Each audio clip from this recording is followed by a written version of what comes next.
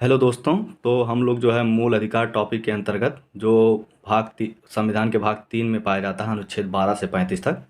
तो हम लोग इसके अंतर्गत अनुच्छेद 12, 13 और समानता के अधिकार के अंतर्गत जो है 14 से 18 तक पढ़ चुके हैं, और इस समय हम बात कर रहे हैं स्वतंत्रता का अधिकार, जिसमें हम लोगों ने आर्टिकल जो 19 है उसको समाप्त कर लिया, और आज हम लोग आर्टिकल जो 20 है उस पर बात करेंगे।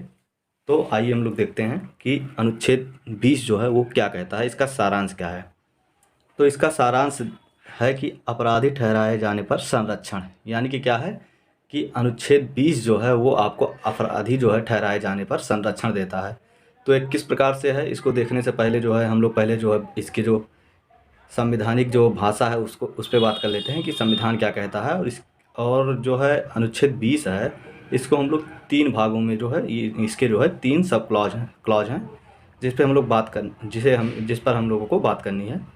इसमें पहला क्या है, आर्टिकल 20 क्लॉज 1, कि किसी व्यक्ति को तब तक अपराधी नहीं ठहराया जा सकता जब तक कि उसने अपराध के समय लागू किसी कानून का उल्लंघन ना किया हो और उससे उस कानून में प्रस्तावित सज़ा से अधिक सज़ा नहीं दी जा सकती। ठीक है, तो ये आपका आर्टिकल 20 क्लॉज 1 हो गया।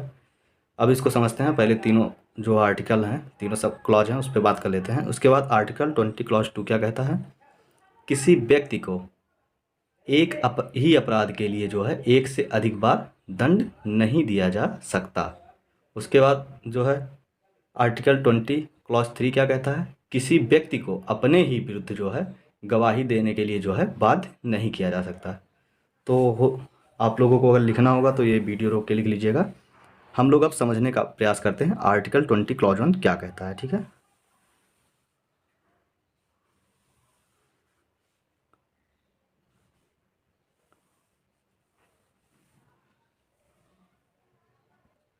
तो हम लोग समझते हैं आर्टिकल 20 क्लॉज 1 क्या कहता है। तो इस पे हम लोग बात करते हैं। तो आर्टिकल 20 क्लॉज 1 जो है ये भूतलक्षी जो है विधायन, यानी कि एक्स पोस्ट फैक्टो लेजिस्लेशन की बात करता है, भूतलक्षी विधायन की बात करता है।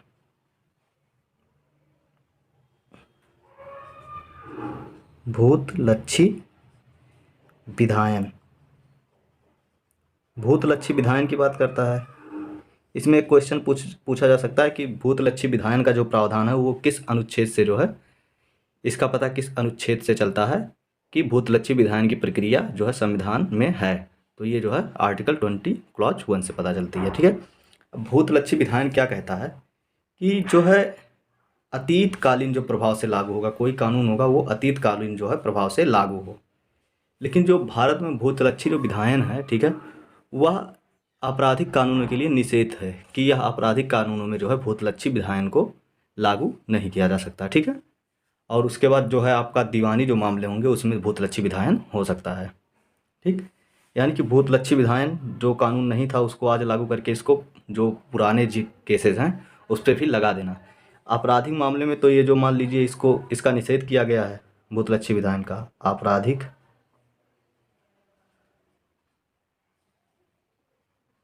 मामले में निषेध है इसका, लेकिन दीवानी मामले में जो है, दीवानी मामले में या जो है भूतलक्षी विधायन लागू हो सकता है। ठीक है, और अभी देखिए कि मान लो भारत में ऐसा कोई कानून नहीं है, उदाहरण इसको लेते हैं कि भूतलक्षी विधायन क्या होता है। ठीक है, और यह आपराधिक मामले में और दीवानी मामले में कैसे लागू नहीं है। तो मान लीजिए अभी अगर हम भारत की स्थिति को देखें तो यहाँ पे ऐसा कोई कानून नहीं है कि जो झूठ बोलने को अपराध बताता हो। ठीक है, यानी कि हम किसी से झूठ बोलें तो वो अपराध नहीं है, अगर इसको छोड़ दिया जाए न्यायालय में जो गवाही ववाही देने की बात है। सामान्यतः अगर जो हम झूठ बोलते हैं तो उस पर कोई सज़ा का प्रावधान नहीं है। ठीक, अब सज़ा का प्रावधान नहीं है, अगर कोई मान लीजिए कोई मार्केट में हम लोग हैं और कोई व्यक्ति हमसे कहीं का पता पूछता है, तो इसमें मान लीजिए हम एक्स स्थान पे हैं, यहाँ पे वो पता पूछ रहा है और ये जो है वाई स्थान का पता पूछ रहा है ए, और हम लोग यहीं पे खड़े हैं। ठीक, हम और ये लोग, ए खड़ा है, अब ये वाई का रास्ता पूछ रहा है तो ये सीधे जा सकता है, लेकिन हम लोगों ने इसे क्या कह दिया कि नहीं, आप यहाँ से जाइए, पहले यहाँ डब्लू के पास, ठीक है, फिर डब्ल्यू से आइए एक्स के पास, फिर एक्स से जाइए, फिर वाई के पास, ऐसे घुमा के जो है ये रास्ता बता दिया, ठीक है। और फिर जब हम लोगों ने यहाँ पे, फिर ये हम लोग पहले से यहाँ पहुँचे हैं क्योंकि हमें समय जल्दी है, इतनी ही दूरी है, और इसको घुमा के भेजा है। और फिर यहाँ पे पहुँचा, उसके बाद इसने क्या कहा कि क्या भैया जब ये सीधे रास्ता था तो आपने मुझे क्यों घुमाया, इसके लिए मैं आपको सज़ा दिलवाऊंगा, ठीक है, कानूनी रूप से। लेकिन तब हम उससे क्या कहेंगे, आप हमें ऐसी कोई सज़ा नहीं दिलवा सकते, ठीक है, क्योंकि जो भारत में जो है ये जो है प्रावधान नहीं है कि हम झूठ बोलें तो इसके लिए हमें जो है सज़ा दी जाए, ठीक है। अब इसमें क्या हुआ, भूतलक्षी विधायन का मतलब, अगर मान लीजिए जो है ऐसा हो गया, अब उसके बाद जो है कोई कानून बना दे, मान लीजिए 6 महीने साल भर बाद या 10 दिन बाद 15 दिन बाद कोई राज्य ऐसा कोई कानून बना दे जिसमें जो झूठ बोलने को अपराध घोषित कर लिया जाए और इसमें जो है सज़ा दी जाए, ठीक है, फिर भी उसको जो है हम इसके आज के कानून पे लागू नहीं करेंगे। कि अगर मान लीजिए हमने आज अपराध किया है, ठीक है, और कल कानून जो है 10 दिन बाद मान लो 12 को अपराध किया, 25 तक कानून बना दिया जाए कि झूठ बोलना अपराध है, ठीक, ठीक है, फिर भी जो है हमें सज़ा नहीं होगी, क्योंकि जो है आर्टिकल 20 क्लॉज 1 क्या कहता है कि आप जो है आपराधिक मामले में भूतलक्षी विधायन का प्रयोग नहीं कर सकते, ठीक है, यद्यपि इसे दीवानी मामले में, सिविल मामले में किया जा सकता है, ठीक। इस प्रकार से हो गया। अब ये हमारी स्वतंत्रता से रक्षा कैसे करता है, ठीक है, अगर मान लीजिए ये आर्टिकल 20 क्लॉज 1 जो हमें स्वतंत्रता का अधिकार देता है, ये हमारी स्वतंत्रता की रक्षा कैसे करता है, ठीक है। इसमें क्या हुआ कि अगर ये आर्टिकल ना होता, ठीक, तो क्या होता कि मान लो सरकार है, विपक्षी दल का शासन है, उसे बहुत परेशान कर रहा है। अब इसने जो पहले कोई अपराध किया हो, ठीक है, मान लो झूठ ही बोला हो और इसके लिए सज़ा ना हो, और जब सरकार को उससे मान लीजिए कोई खींच हो अन्य अपने विरोधियों से, ठीक, अब सरकार क्या करे, एक कानून बना दे, ठीक है, और उसके तहत मान लो 2 साल या 2 वर्ष की सज़ा हो जाए कि अगर आप झूठ बोल रहे हैं तो 2 वर्ष की सज़ा होगी।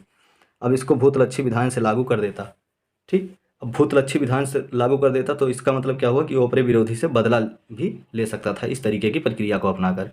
इसलिए जो है आर्टिकल जो 20 क्लॉज 1 है इस प्रकार से हमारी रक्षा करता है कि ये जो है जो कि जो भूत आपराधिक मामला है झूठ बोलना, ये जो है भूतलक्षी विधान पर लागू नहीं होगा, ठीक है, कि आप भूतलक्षी रूप से इसको लागू नहीं कर सकते, जो कि आपराधिक मामला हुआ झूठ बोलना। अगर आप झूठ बोलने को जो कल अपराध नहीं था, अगर आप अब आज अपराध की श्रेणी में रख रहे हैं कि ये अपराध है, उसके लिए सज़ा का प्रावधान किया जाएगा, फिर भी जब हम झूठ बोले तो ऐसा कोई कानून नहीं था कि जिसके तहत हमें सज़ा हो, तो हमें जो है सज़ा नहीं दी जा सकती। यद्यपि आज कानून बन गया है, इसके बाद अगर हम झूठ बोलते हैं तो उसके लिए हमें जो है सज़ा दी जा सकती है, ठीक है। तो ये आपका हो गया भूतलक्षी विधान, ठीक है।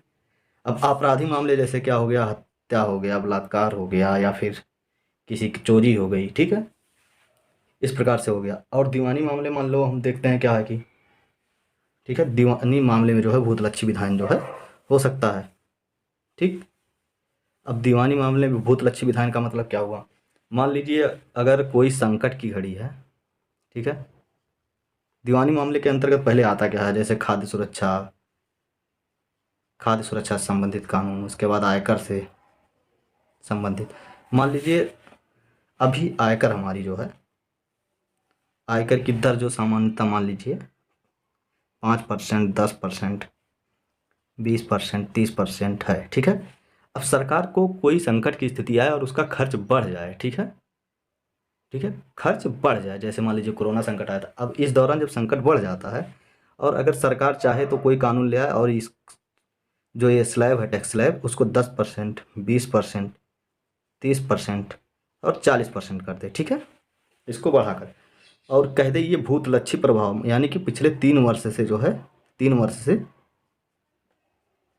लागू होगा, यानी कि 3 वर्ष पहले से ये जो है दिया जाएगा, यानी कि आज से नहीं लागू होगा कि हम आज किए हैं और जो है आज के बाद अब जब आप हमें 2000 मान लीजिए ये 2022 में ऐसा कानून आया और 2022 में कानून आया, ठीक, और कहा गया कि जो है आज से ये जो टैक्स स्लैब है ये 10%, 20%, 30% और 40% की श्रेणी में चला गया है।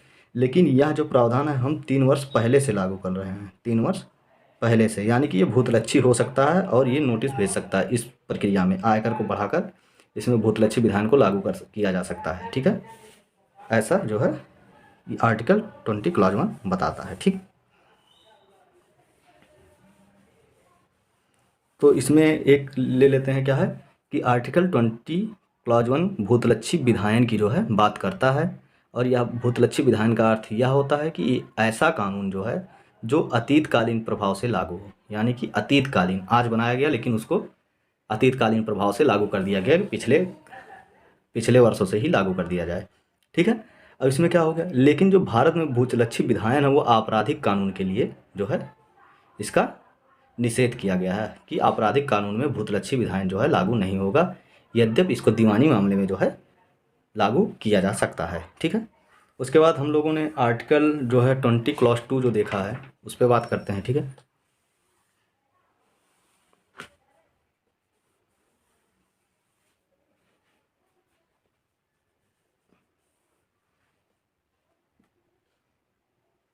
आर्टिकल 20 क्लॉज 2 ये क्या कहता है, ये कहता है कि किसी व्यक्ति को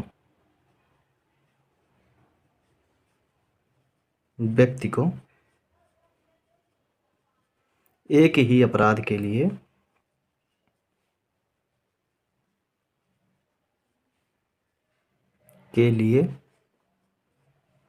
एक से अधिक बार सजा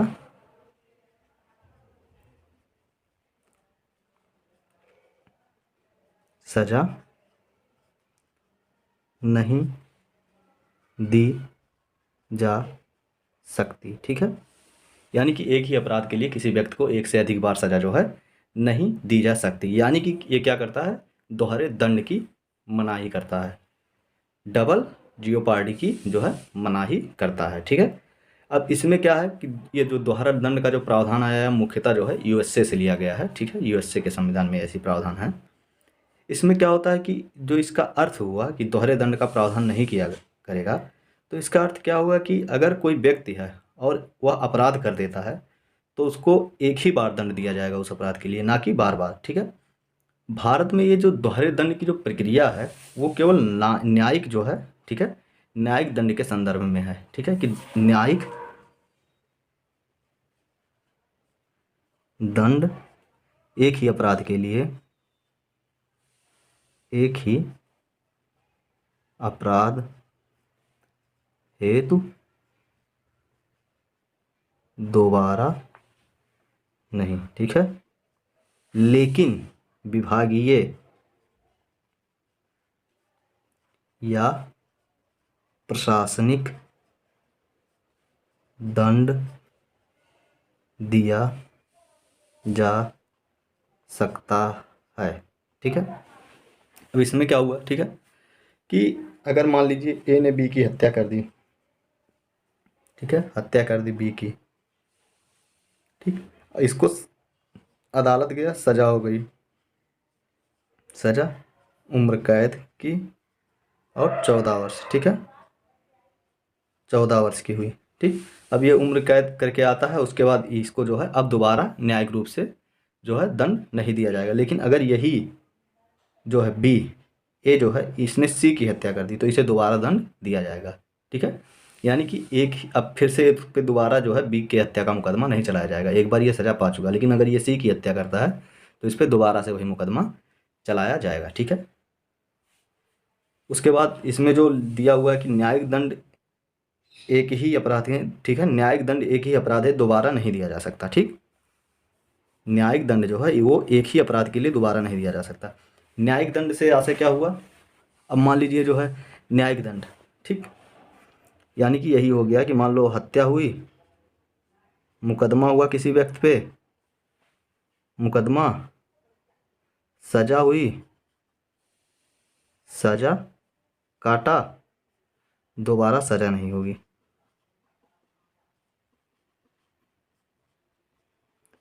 ठीक। अब ये दोबारा सजा नहीं होगी, ये न्यायिक प्रक्रिया हुई।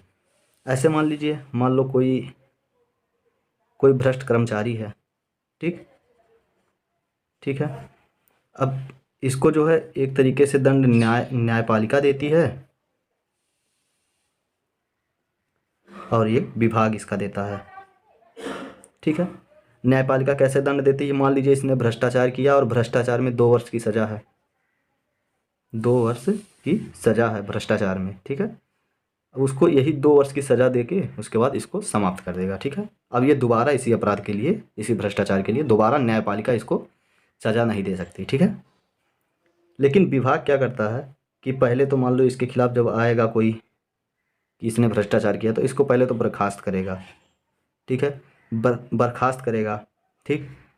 उसके बाद जब न्यायपालिका से निर्णय जो है आ जाएगा कि इसने भ्रष्टाचार किया है, ठीक, तो इसको क्या पहले सस्पेंड बर्खास्त करेगा, ठीक। उसके बाद इसकी नौकरी पूर्णतः समाप्त करके पेंशन पे भी रोक लगा देगा, पेंशन भी नहीं देगा, ठीक है। तो ये इसके लिए नहीं जा सकता कि आपने जो है हमको जो है एक ही अपराध के लिए दोहरा दंड दिया है, क्योंकि ये आपका विभागीय है, और विभागीय लोग जो है, विभागीय जो विभाग है, विभाग का जो मुखिया हो, उसने ये प्रकार का दंड दिया है। अब इसमें हो गया, मान लो यही हो गया कि अगर आप जो है किसी ऐसे सेवा में जिसमें आपको मेडल मिलता है, तो ये मेडल भी विभाग छीन सकता है, ठीक। तो इस प्रकार से जो है ये विभागीय, यानी कि विभागीय दंड जो है, विभागीय दंड को न्यायालय ने दोहरा दंड नहीं माना है। यद्यप जो न्यायपालिका द्वारा दंड दिया जाता है एक ही अपराध के लिए, वो 2 बार नहीं दिया जा सकता, ठीक। ये हो गया। अब आर्टिकल 20 क्लॉज 3 इस पे बात करते हैं।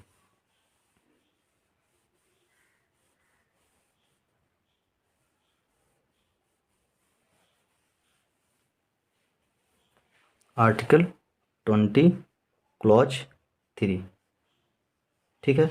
ये क्या कहता है कि जो है व्यक्ति को गवाही के लिए, अपने खिलाफ गवाही के लिए बाध्य नहीं किया जा सकता। अपने विरुद्ध गवाही हेतु व्यक्ति को बाध्य नहीं किया जा सकता, ठीक है।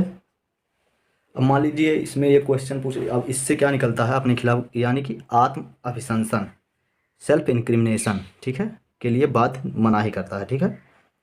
यानी कि आत्म अभिशंसन,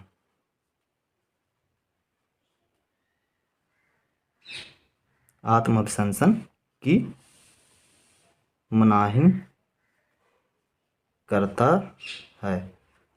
आत्म अभिशंसन का यानी कि मतलब क्या हो गया कि सेल्फ इंक्रिमिनेशन, ठीक है।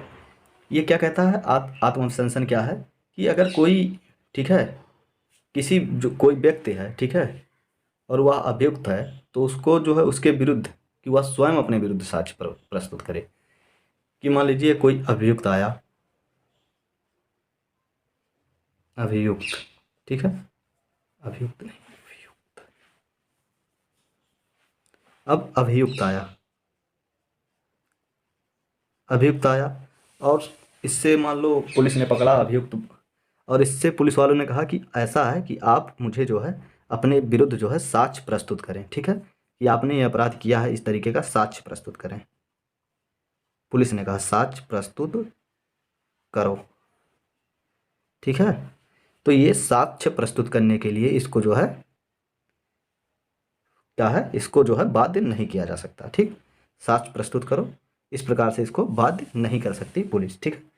अब न्यायालय ने जो इसकी व्याख्या दी उसके अंतर्गत क्या कहा कि आप अभिशंसन जो है, आत्म अभिशंसन जो है, ठीक है, इसमें जो है क्या साबित कर, क्या होगा कि आत्म अभिशंसन में जो है आप उसको जो है टॉर्चर नहीं कर सकते, ठीक है, टॉर्चर नहीं कर सकते, यानी कि उसको मार पीट नहीं सकते हैं, 3rd डिग्री नहीं दे सकते हैं, ठीक है, 3rd डिग्री नहीं दे सकते। लेकिन अपराध अनुसंधान, ठीक है, इसका भाव जो है निहित है कि आप जो है उसका टॉर्चर नहीं कर सकते हैं, 3rd डिग्री नहीं दे सकते हैं, ठीक है, आत्म अभिशंसन में। उसके बाद इसका जो है कि लेकिन जो है अपराध के अगर अनुसंधान में के लिए जो अगर कोई चिकित्सीय जो है साक्ष्य प्रस्तुत करने के लिए कहा गया, ठीक है, चिकित्सीय या अन्य साक्ष्य देने के लिए जो है बात किया जा सकता है, ठीक है। लेकिन चिकित्सीय, ठीक है, चिकित्सकीय साक्ष्य देने के लिए बाध्य किया जा सकता है, ठीक है।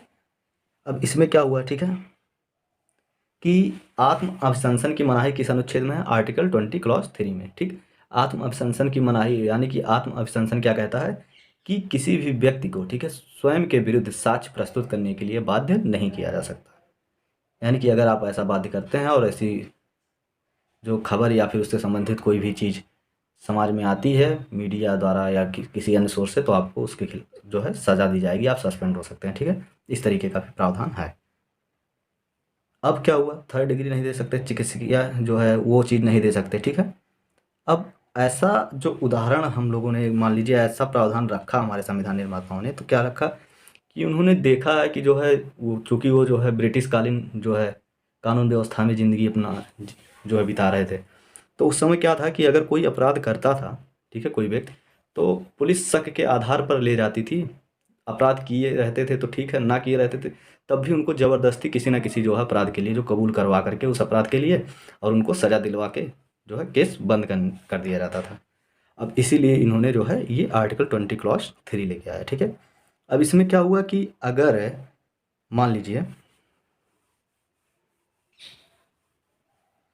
ठीक है, कोई व्यक्ति है, ठीक है, ठीक, अब इसमें आत्म अभिशंसन की मनाही करता है, उसको टॉर्चर नहीं कर सकता, उसके खिलाफ जो है अपने स्वयं के विरुद्ध साक्ष्य प्रस्तुत करने के लिए बाध्य नहीं किया जा सकता। लेकिन जो है क्या है कि वह अपराध के जो अनुसंधान के हेतु जो है ज़रूरी सहायता है, उसको उसके लिए उसको वो उपलब्ध कराने के लिए बाध्य कर सकते हैं कि आप इस चीज़ को उपलब्ध कराइए। तो चिकित्सकीय या अन्य जो अनुसंधान है ये क्या हो गया, तो मान लीजिए अगर ए है, ठीक है, ए गया पुलिस पुलिस स्टेशन, ठीक है, पुलिस स्टेशन, ठीक है, इसने कहा कि किसी ने मेरा फर्जी साइन किया, फर्जी साइन, और मेरे अकाउंट से 50,000 रुपये जो है निकाल लिए, ठीक है। अब इसने क्या किया, ठीक है, पुलिस वाले ने पहले, तब इसके बाद ऐसे ऐसी प्रक्रिया हुई कि गया पुलिस स्टेशन, कहा कि मेरा फर्जी साइन करके किसी ने मेरा 50,000 रुपये निकाल लिया है चेक से। अब ये पुलिस वाला इससे पूछ सकता है कि आपको किसी पे शक है। पुलिस वाले ने पूछा कि आपको किसी पे शक है। इसने कहा हाँ, मेरा एक मित्र है, वो कल आया था मेरे घर, और जो है वो मेरी जो है काफ़ी लोगों की जो है नकल कर सकता है, उस पर हमें शक है। तब ये पुलिस क्या कर सकती है, इस मित्र को बाध्य कर सकती है कि आप अपने सिग्नेचर का नमूना दीजिए, ठीक है। ये आत्म अभिशंसन जो है नहीं माना जाएगा। यहाँ पर आत्म अभिशंसन की मनाही नहीं है, इसके आधार पर आप ये जो है ये व्यक्ति, ये मित्र जो है, ये कोई कानूनी प्रक्रिया के तहत जो है न्यायालय नहीं जा सकता है, ठीक है। अब इसी में एक नार्को टेस्ट से संबंधित प्रावधान है, ठीक है, कि क्या नार्को टेस्ट जो है आत्म अभिशंसन का भाग है या आत्म अभिशंसन जो है नहीं है, ठीक है। तो जो है आत्म अभिशंसन है कि नहीं, नार्को टेस्ट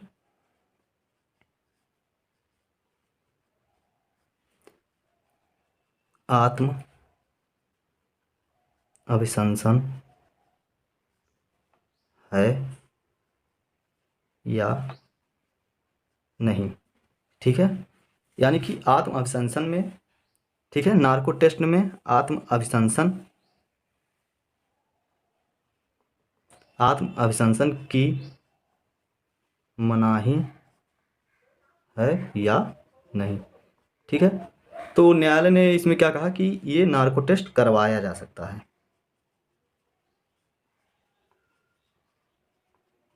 सकता है।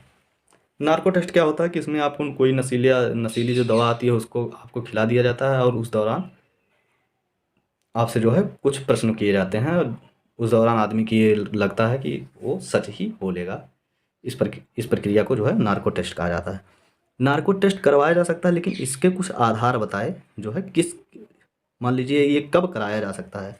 तो इसमें क्या होगा कि आप करवा सकते हैं, लेकिन न्यायालय की अनुमति लेनी होगी, ठीक। यानी कि न्यायालय ने क्या कहा कि आप जो है नार्को टेस्ट जो है करवा सकते हैं, लेकिन आप हमारी अनुमति लेंगे, ठीक है। और इसमें उससे व्यक्ति से जिसका नार्को टेस्ट होगा उससे कोई ऐसा प्रश्न नहीं पूछा जाएगा जो उसके जो है सामाजिक निजता या फिर अन्य निजता संबंधी किसी मामले को जो है, किसी मामले का जो है निजता संबंधी मामले को प्रभावित करता हो, ठीक।